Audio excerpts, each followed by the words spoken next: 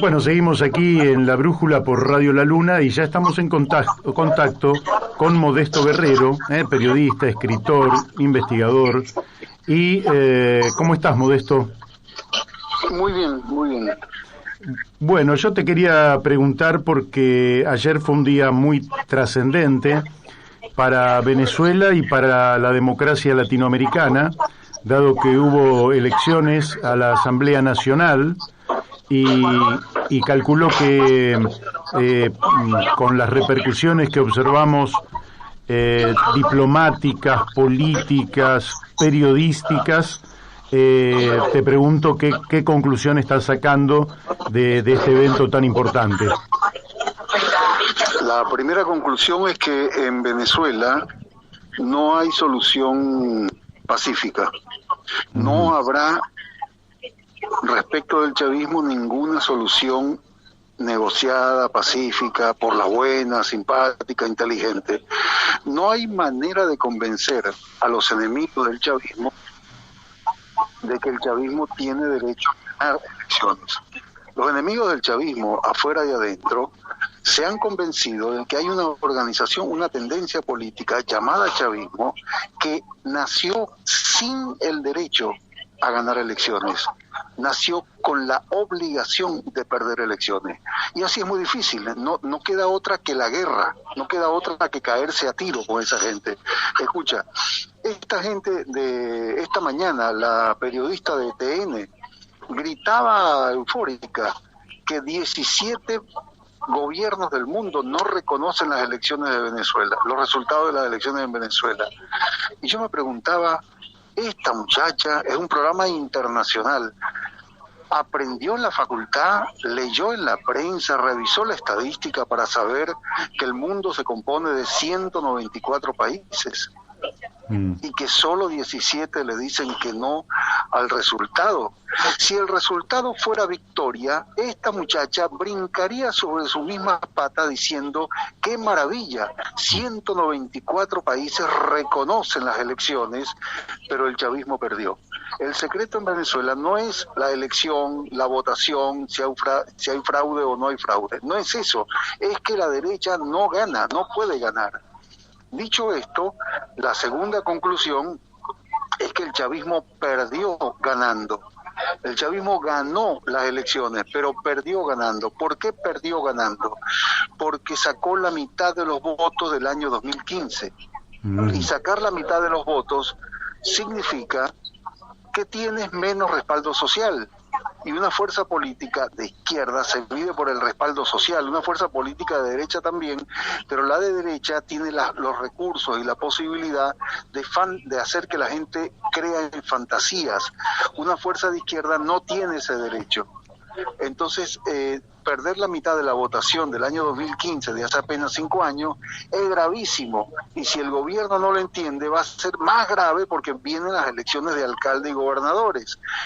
Con esa mitad de votos perdidos no se va a ganar alcaldías ni gobernaciones. Que haya votado el 20, 25, 27% no tiene ninguna importancia. Primero, menos cantidad o proporción de votantes hubo en Chile y ganó un presidente. Menos proporción ha habido en Estados Unidos y en Colombia, 2 países de abstención masiva, y no hay problema. Para nadie fue problema. ¿Por qué coño va a ser problema para Venezuela que haya 20, 25 o 30% solo de votantes en esta elección? El problema no es la proporción de votantes, el problema es que ganó en esa proporción el chavismo. Si hubiera votado el 2% nada más del padrón, pero pierde el chavismo, sería muy bueno para ellos, sería noticia, sería un alborozo democrático, pero como no ganan, es un problema. Yo creo que es Estados Unidos el que marca la batuta, ¿verdad? Correcto. Y Estados Unidos ha entrado en una situación de capricho, de no reconocer una fuerza política en Venezuela que existe, que es real, que tiene base social, y que es muy difícil de convencer porque ellos directamente se manejan con axiomas, como la derecha en general se maneja con axiomas y no hay manera de hacer buena letra.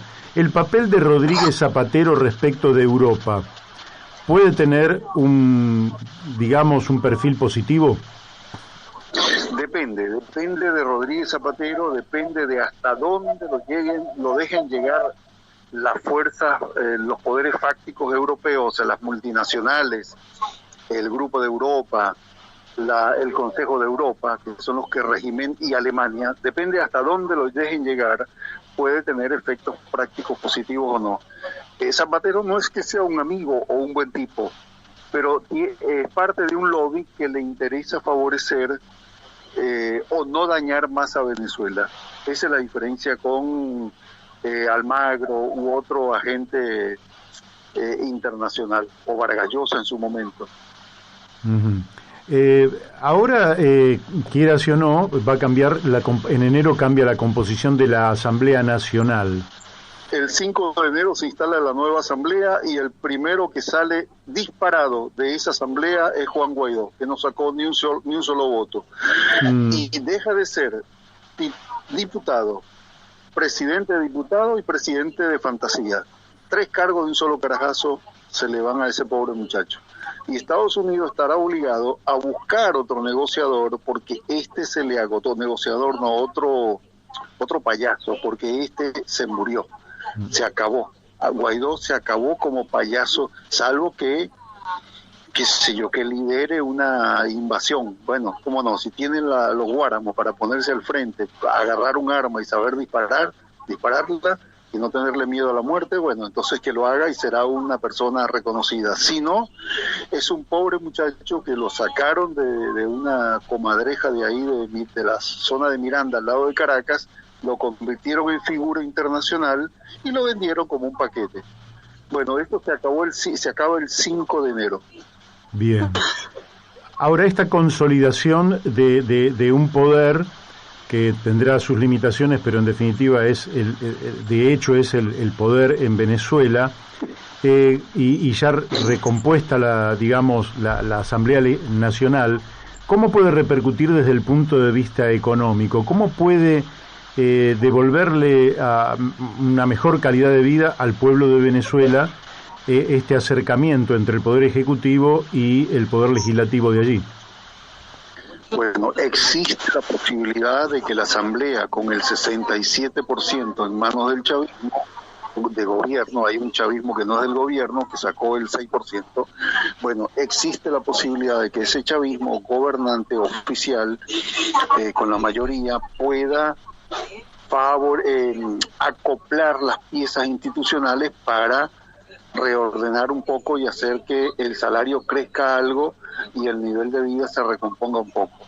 Puede, pero eso no depende del 67% del control de la Asamblea ni del Poder Ejecutivo, Legislativo. Son 5 poderes, de los 5 poderes acoplados con el gobierno. No depende de eso, depende de una fuerza internacional llamada imperialismo que le había dicho a Venezuela: no tienes derecho a existir en el hemisferio.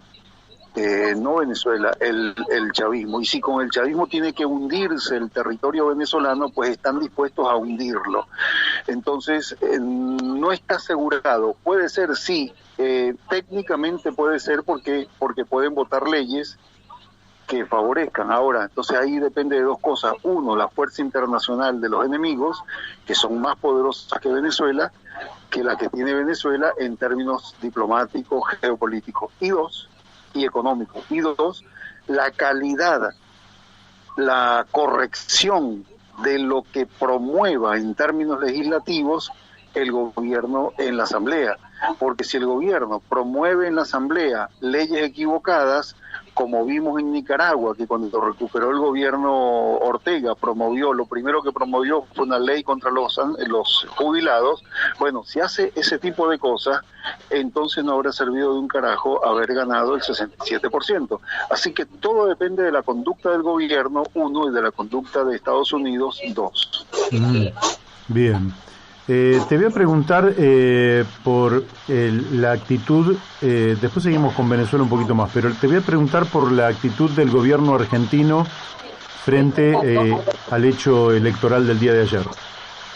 vamos a ver qué hace. Ahí hay una campaña de TN, Clarín y todos los grupos de ese tipo para que el gobierno argentino se pronuncie, se sume a los 16 que ya se están actuando contra el resultado electoral en Venezuela.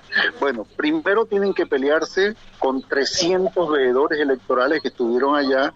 La mayoría no son amigos de Venezuela, una minoría sí son amigos del gobierno, pero la mayoría no son amigos. Y primero tienen que pelearse con él. Y segundo, el gobierno argentino va a tener que definir entre la simpatía por ese resultado de parte de Cristina Fernández y la mayoría de las fuerzas que sostienen al gobierno de Fernández, o el FMI y las presiones que recibe del FMI. Y además tiene que definirse entre México, Uruguay y Bolivia, y todo el resto del Grupo de Lima, que, bueno, tienen que definirse. Ese va a ser el problema. Así que vamos a ver qué hace Fernández, porque quedó atrapado de nuevo en lo que no le gusta a él, que es la definición de una política internacional no amigable con Estados Unidos. Vamos a ver.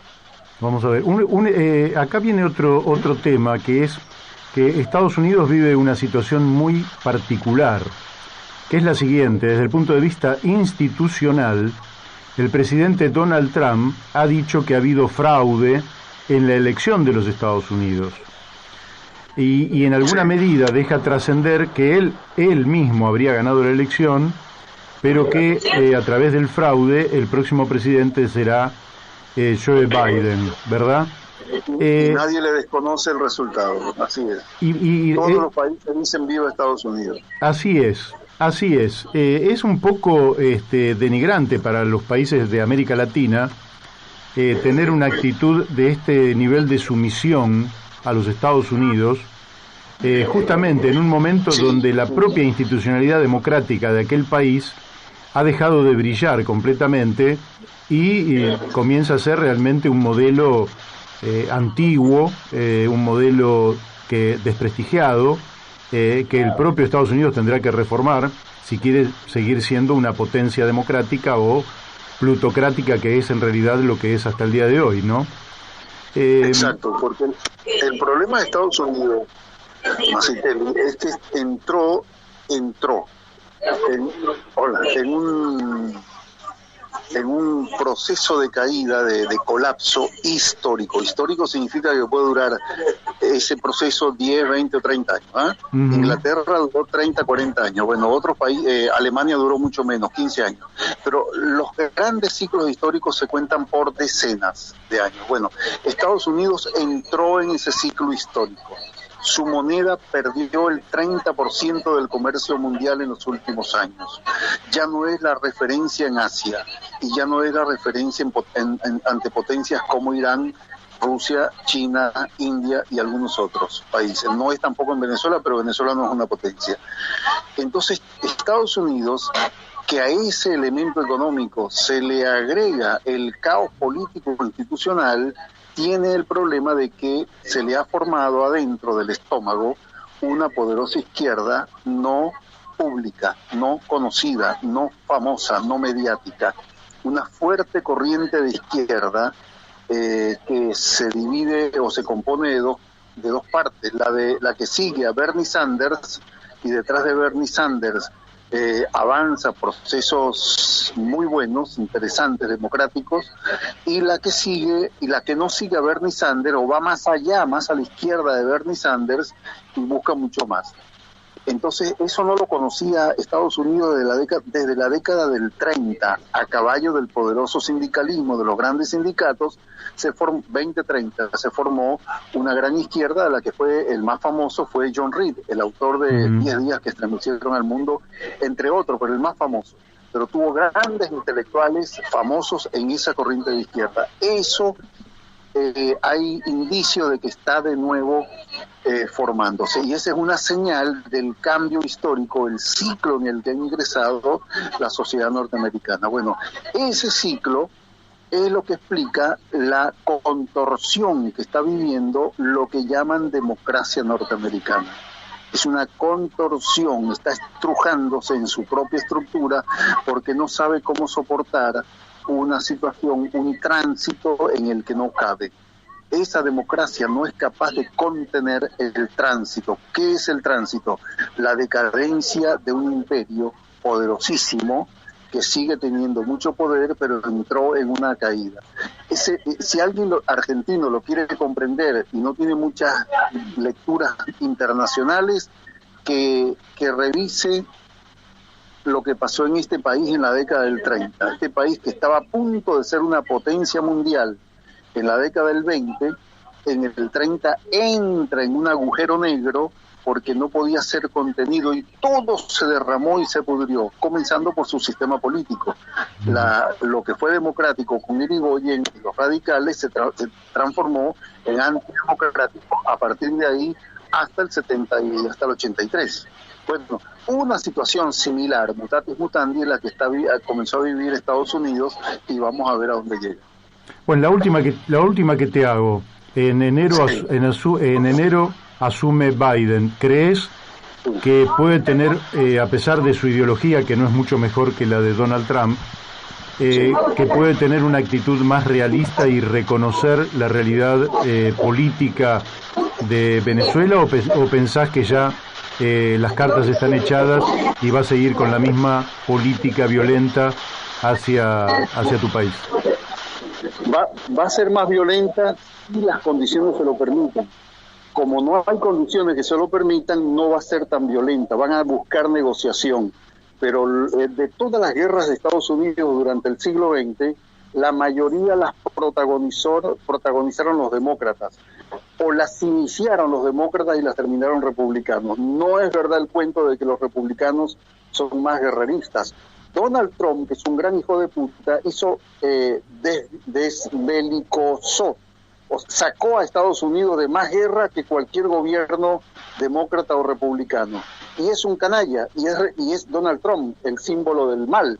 Pero le interesó pragmáticamente, le interesaba sacar a su imperio de guerra, y lo hizo. Entonces Biden, que es del ala globalista, puede terminar haciendo más guerras o más acciones bélicas o agresivas militarmente contra otros países, especialmente Venezuela. Pero eso no depende de Biden, depende de que las condiciones se lo permitan, y las condiciones no son muy favorables a acciones ofensivas militares de Estados Unidos, así que vamos a ver. Bien. Bueno, Modesto, volveremos a hablar dentro de poco tiempo. Un abrazo, pues. Fuerte abrazo. Bueno, hemos hablado con el periodista, escritor, analista, Modesto Guerrero, que nos ha descrito una situación que me parece que es a todas luces visible, que es que Estados Unidos ha dicho el chavismo, por más que gane, no lo vamos a reconocer,